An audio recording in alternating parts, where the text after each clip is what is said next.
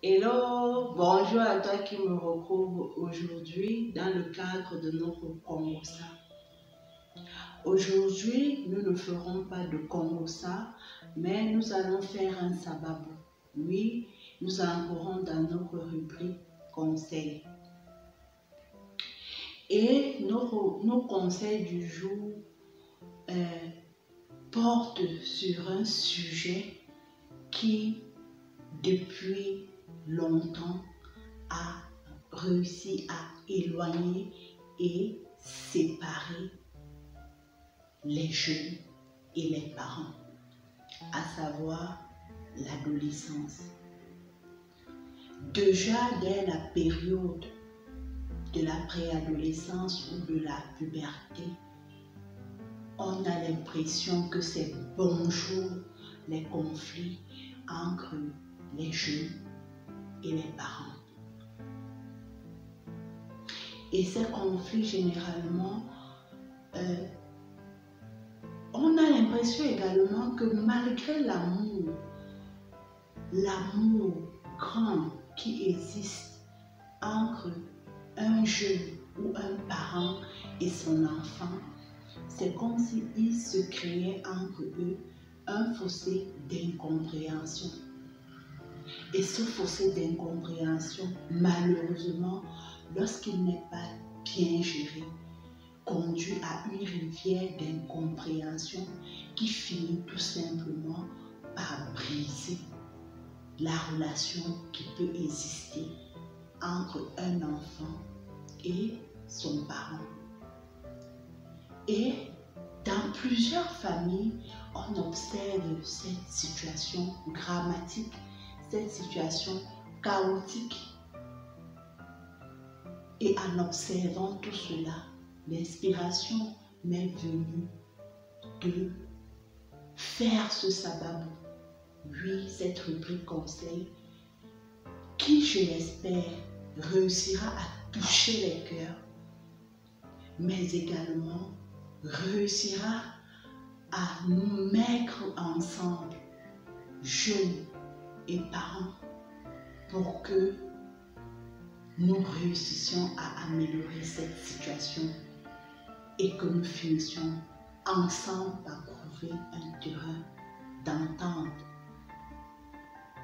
un terrain d'apaisement. Es-tu prêt pour notre sababou du jour? C'est parti!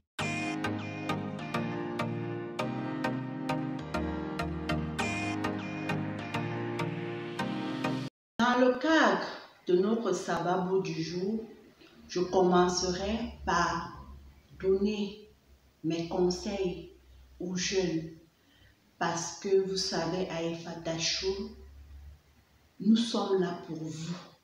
Nous sommes là pour accompagner ces jeunes-là à répondre aux différents défis qu'ils rencontrent dans la vie de tous les jours. Objectif visé, les amener à se développer personnellement et à être des winners et des winneuses dans la life. Nos deuxièmes conseils vont s'adresser autant pour moi aux parents. Oui, les principaux alliés de ton éducation, cher jeune.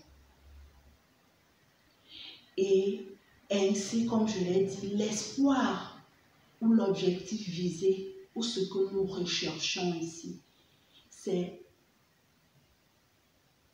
de créer un pont, de créer une liaison entre la jeunesse et les parents. Sans plus tarder, je te propose d'ancrer les deux pieds dans le plat dans notre rubrique sababou. Mon premier conseil aux jeunes, c'est vraiment, je tiens à dire à tous ces jeunes qui vont me regarder que Yako, oui, vraiment, courage, courage, parce que je sais que ce n'est pas facile pour vous.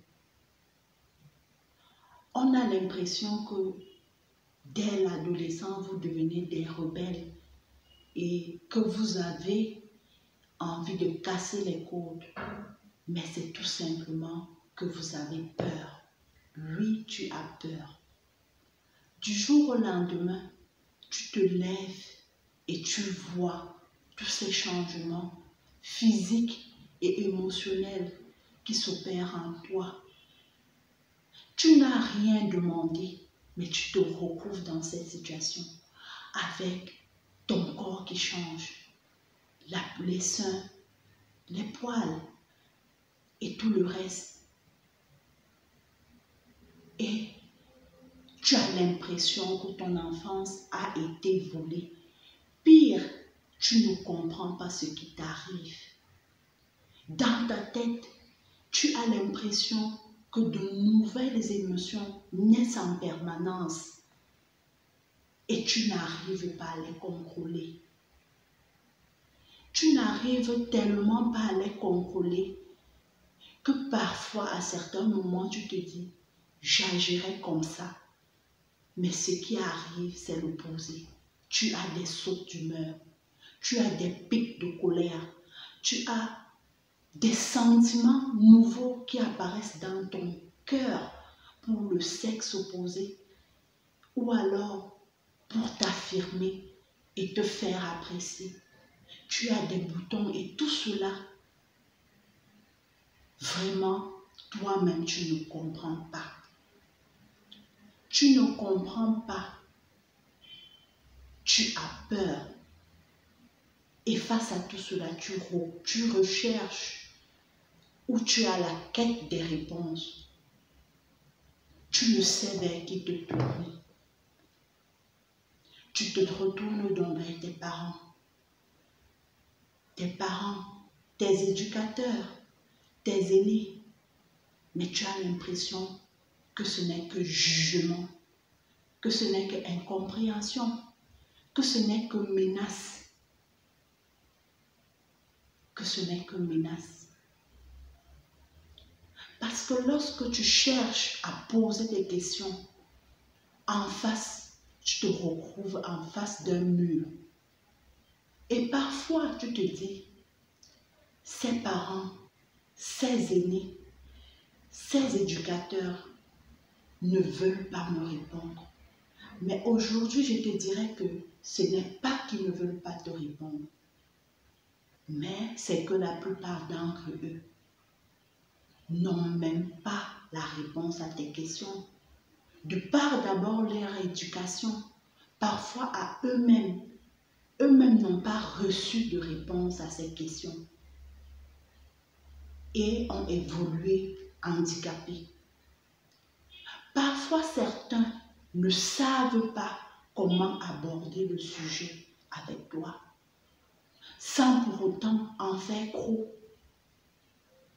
sans pour autant aller dans des détails qui ne correspondent pas à ton âge. Et ça, c'est une éducation. C'est dû à une éducation parfois taboue dans laquelle nous avons vécu. Et parfois pour tes parents, c'est tout simplement qu'ils te voient toujours comme leur enfant et eux-mêmes, ils sont en crise et n'arrivent pas à comprendre eux aussi que tu as changé. N'arrivent pas à comprendre eux aussi que ta mentalité a changé, que tes émotions ont changé. Et justement, ne savent pas comment t'accompagner dans ce changement. Je tiens à te dire cela, pas pour trouver des excuses, non, mais pour t'amener à comprendre. Parce que je me dis, si tu comprends, alors tu comprendras que tu n'es pas seul. Si tu comprends, alors tu comprendras que cette situation qui t'arrive n'est pas que propre à toi, mais est commune à plusieurs autres personnes. Si tu comprends cette situation, alors tu comprendras que ce que tu vis est normal. Ce que tu vis est normal Et c'est très important pour se construire.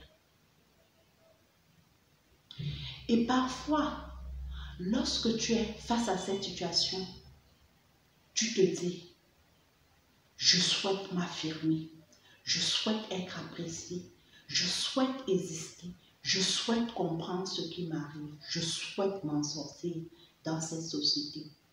Et tu te retournes vers qui? Vers tes camarades. Ou alors vers la société à travers la télé et les réseaux sociaux. Et ça, c'est l'erreur fatale de ta vie. C'est vraiment la chose qui, à 80%, t'amène à te détourner de ta voie. T'amène à te détourner de tes orientations. Et c'est bonjour quoi. C'est bonjour le sexe précoce. C'est bonjour l'indiscipline et l'arrogance parce que tu souhaites exister et te faire apprécier de tes camarades, montrer que tu es fort, forte.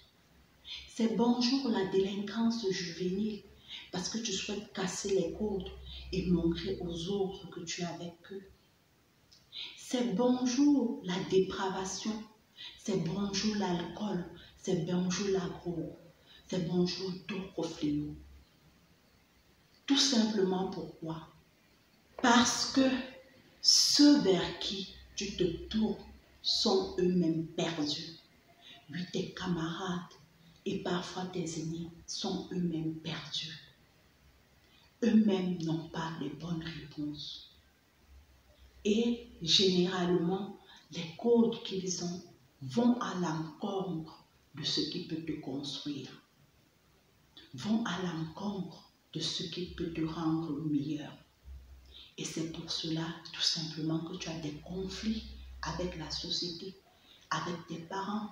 Et ces conflits t'amènent à t'isoler et à te dire que tu n'es pas incompris, que tu n'es pas aimé, que tu n'es pas, apprécié. Tout simplement parce que ces nouveaux codes ou ce chemin que tu suis va à l'encontre des valeurs de la société. Tout simplement parce que ce nouveau chemin que tu suis t'amène tout droit au mur. Et tu ne le vois pas. Tu ne le comprends pas. Parce que, comme je l'ai dit, à la quête de la découverte de ton moi idéal, à la quête de la découverte de ton identité, tu as tout simplement choisi les mauvais alliés. Tes amis, la société, qui elle-même est perdue. Tes camarades, qui eux-mêmes n'ont pas de réponse comme toi et font semblant de tout connaître alors qu'eux-mêmes ils sont perdus. Aujourd'hui, je t'invite non pas à chercher d'abord la solution ailleurs, mais à chercher la véritable solution en toi. Qui veux-tu être? C'est ça l'essentiel de ta vie. Qui veux-tu être? Définis qui tu veux être sur tous les plans et tiens-toi à ça. Ce n'est pas l'extérieur qui déterminera ta valeur, mais l'extérieur t'appréciera en fonction de la valeur et de l'estime que tu as de toi-même. Et sache qu'à Ephata Show, justement, notre objectif, c'est d'accompagner les jeunes comme toi à avoir les bonnes réponses, à avoir les bons outils, à avoir les bons conseils pour s'en sortir. Nous sommes là pour ne pas te laisser seul. Nous sommes là pour te tenir par la main. Et j'ai confiance en toi, tu t'en sortiras. Tu t'en sortiras. Tu t'en sortiras, mais tu t'en sortiras d'abord en te définissant toi-même. Tu t'en sortiras d'abord en te faisant confiance. Tu t'en sortiras d'abord en essayant de suivre le chemin que tu t'es tracé. Mais surtout, tu t'en sortiras en ayant des bonnes réponses. J'espère que mes conseils toucheront ton cœur, mais également te permettront de garder espoir, de te dire que tu n'es pas seul et de comprendre progressivement ce qui t'arrive. Mon deuxième conseil va s'adresser aux parents. Et moi-même, en tant que parent, je connais et je comprends un peu la situation dans laquelle vous vous trouvez. Du jour au lendemain, tu vois ton enfant changer. Je ne pense pas que le changement qui te touche, c'est le changement physique. Mais le réel changement qui te touche, c'est le changement émotionnel. Comme je l'ai dit, tu as l'impression qu'il y a une barrière qui se crée entre toi et ton enfant. Tu as l'impression que ce que tu lui dis, il ne comprend pas, qu'il va à l'encontre de ce que tu dis. Et parfois, tu te demandes au plus profond de toi, vais-je arriver? Vais-je arriver face à cette situation? Tu y arriveras. À force d'amour et de bons gestes, tu y arriveras. C'est d'abord ça que je souhaite te dire. Il faut tout simplement savoir que malgré parfois cette situation qui t'amène à culpabiliser, où tu vois ton enfant ne plus suivre ce que tu lui dis, ne plus écouter ce que tu lui dis, être attiré par des mauvaises choses et des mauvaises influences, je tiens à te dire que ton enfant est en crise d'identité d'abord avec lui-même. Ton enfant, sans le savoir, est dans une situation où il t'appelle au secours. Mais simplement, il ne sait pas comment t'appeler au secours. Il ne sait pas comment te dire qu'il a besoin de toi. Généralement, ce qui arrive, c'est qu'il se referme sur lui-même. Ce qui arrive, c'est qu'il recherche des conseils ailleurs. Ce qui arrive, c'est qu'il recherche des réponses à ces questions ailleurs. Parce qu'il a l'impression que tu ne le comprendras pas. Parce qu'il a l'impression que tu vas le juger. Parce qu'il a l'impression que tu ne l'écouteras pas. Et c'est à toi de lui montrer la différence d'attitude. Déjà, sache qu'il est normal que dès la puberté, ton enfant soit à la recherche de son affirmation dans la société. Oui, que tu le veuilles ou non, pendant cette période d'adolescence, tu ne seras plus le modèle de ton bout de chou. Tu ne seras plus forcément la personne à qui il veut ressembler. Parce qu'il a envie de te montrer qu'il a grandi. Je vois plusieurs parents qui culpabilisent, qui disent « Je ne comprends plus mon enfant, pourquoi je lui dis ça et lui il écoute ses camarades. » Sache que c'est normal. À cet âge, il ne t'écoutera plus toi parce que tu n'es plus son modèle. Il a l'impression que s'il t'écoute toi, il sera rejeté par ses amis. Et il ne veut pas être surtout assimilé à un papa ou ringard. Il veut exister et se faire une place dans son monde, dans sa société, auprès de ses camarades. Donc, c'est quelque chose d'important à comprendre. Et c'est quelque chose de commun chez tous les enfants. Chacun a son degré. Chacun a son degré. Il y aura chez certains où ce sera vraiment violent, mais il y aura chez d'autres où ce sera un peu plus apaisé. Et tu dois comprendre ça. Et tu dois être préparé à cela. Pour ne pas installer la panique à bord à la maison. Parce que plus tu cries, plus tu te braques, plus tu fais la guerre, plus tu veux exercer ton pouvoir et ton autorité, plus tu crées un fossé. Et ce n'est pas la chose à faire. Créer un fossé. Parce que quand tu as créé ce fossé, il te devient impossible de contrôler ce qui se passe dans la tête de ton enfant. L'autre de mes plus grands conseils, c'est que il faut préparer cette période. Il faut préparer ton enfant de manière subtile à cette période pour l'aider à avoir confiance en toi, mais également pour l'aider à avoir des bonnes réponses.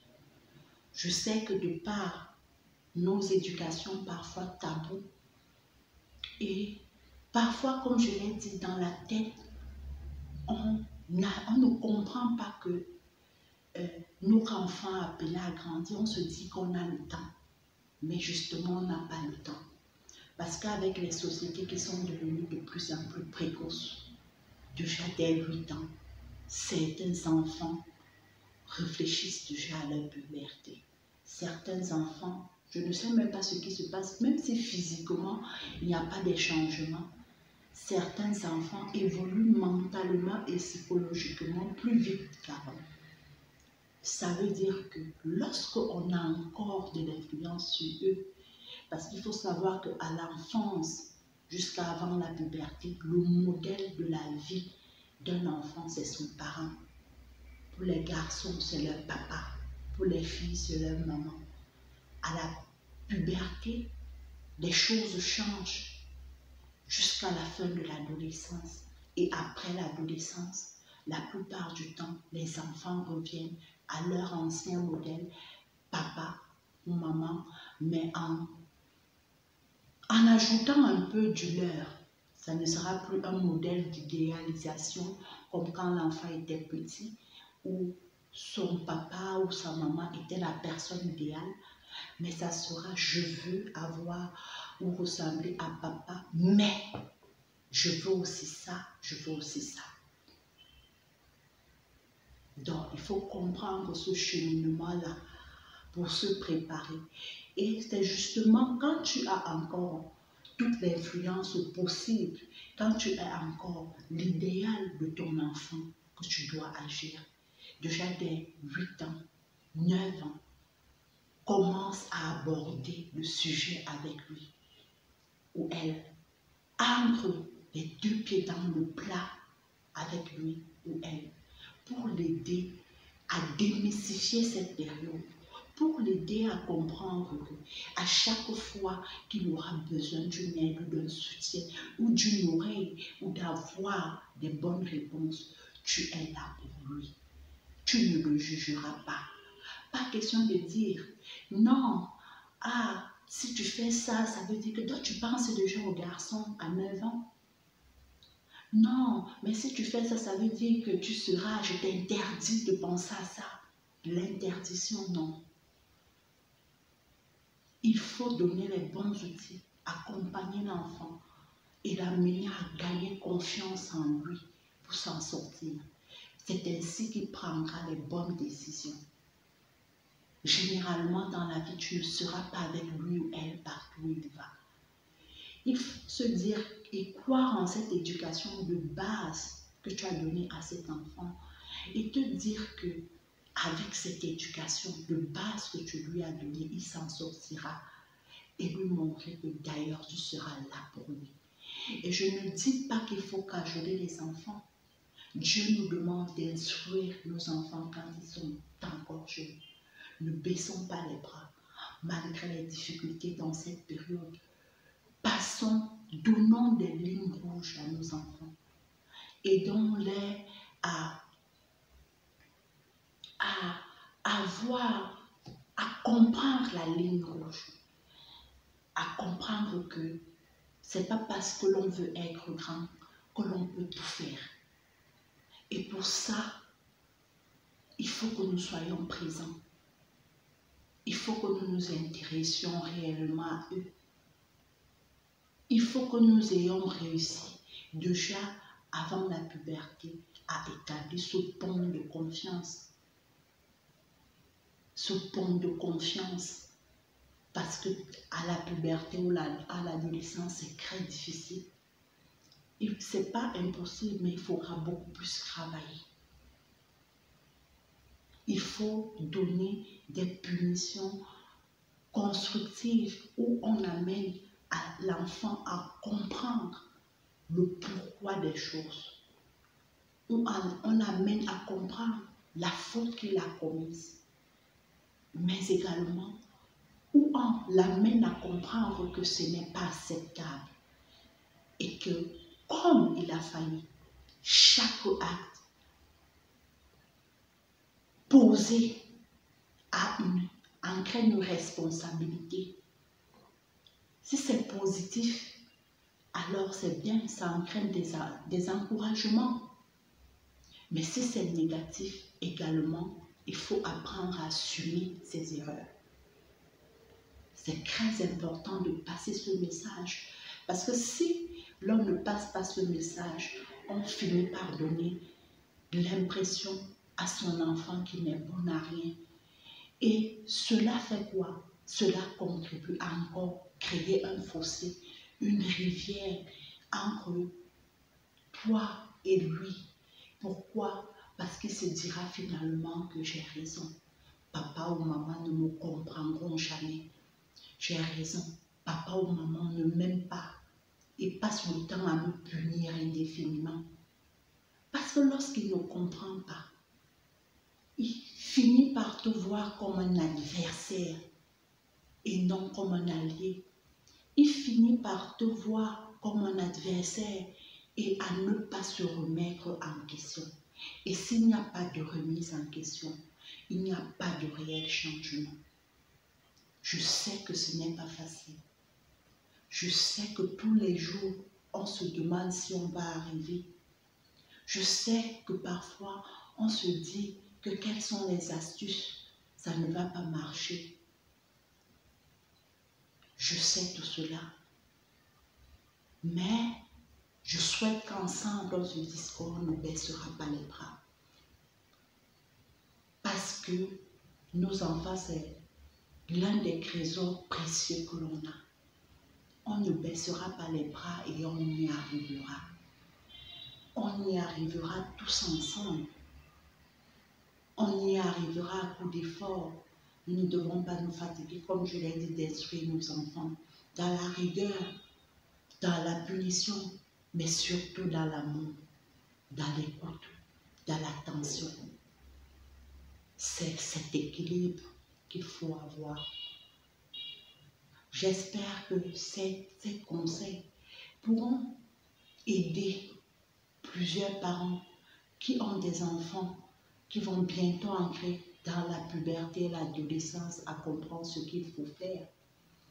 Mais également que ça touchera les cœurs de certains parents qui ont des adolescents à la maison pour qu'ils ne baissent pas les bras et pour les encourager, mais également pour les aider à se dire qu'il est temps de saisir le taureau par les cornes et de créer une connexion avec son enfant. Et de chercher et de ne pas baisser les bras autant pour moi dans l'instruction de ces enfants parce qu'ils semblent ne pas comprendre, mais je vous assure qu'ils comprennent exactement tout ce qu'on leur dit. Mais pour ça, comme je l'ai dit, il suffit d'avoir les bons groupes.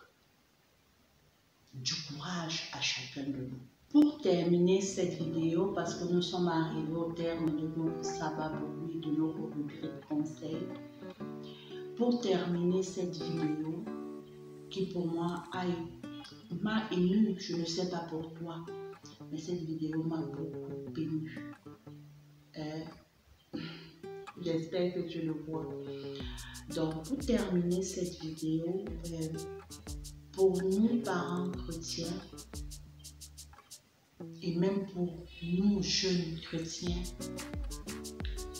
l'un des plus grands conseils que je peux donner, c'est de mettre Dieu au centre de l'éducation de nos enfants, de beaucoup prier pour nos enfants.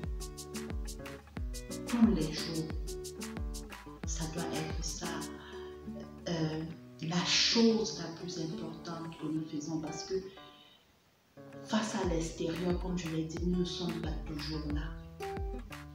Cette prière qui semble anodine va les accompagner dans la vie et va les aider. Pour les jeunes chrétiens, cette prière va également vous te permettre, face à certaines situations et certains choix de ta vie, de faire le bon choix. Parce que au-delà de ce qui te sera proposé par ton entourage, par la société, par tes camarades, cette prière et cette liaison avec Dieu va te permettre de t'amener à te poser toujours la question: est-ce que c'est la bonne chose à faire? Est-ce que c'est ce qui est recommandé? Est-ce que c'est ce que Dieu veut? Donc, je souhaite à chacun, comme je l'ai dit, nous sommes arrivés au terme de cette vidéo. Je souhaite à chacun de nous d'être sensibilisé, mobilisé, encouragé par cette vidéo. Si tu as aimé cette vidéo, n'hésite pas à la liker. Cela va nous encourager. N'hésite pas à la partager pour que ça puisse aussi aider plusieurs personnes autour de toi qui sont dans cette situation. Et surtout, abonne-toi à notre chaîne Efata Show. Ainsi, tu pourras être au courant de toutes les vidéos en temps réel. D'ici là, reste connecté et que Dieu te bénisse. Ciao, ciao, ciao.